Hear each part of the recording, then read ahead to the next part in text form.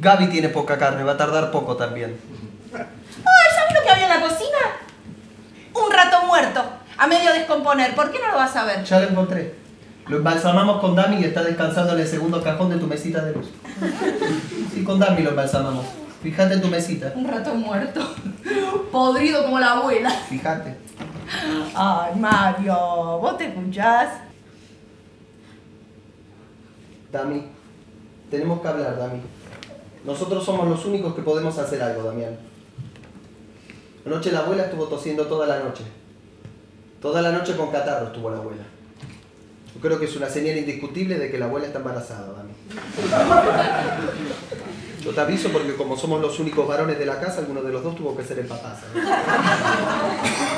Si soy yo, No pido es que verdad me- lo que decís, Mario.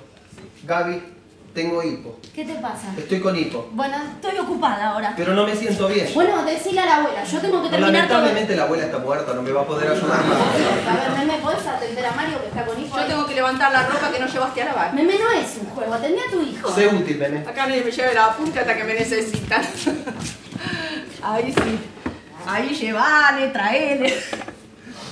Mario, ¿vos no tendrías algo de plata para prestarme? Hipo tengo. Tranquilo, Mario, termino y te ayudo. Yo no tengo problema, Gaby.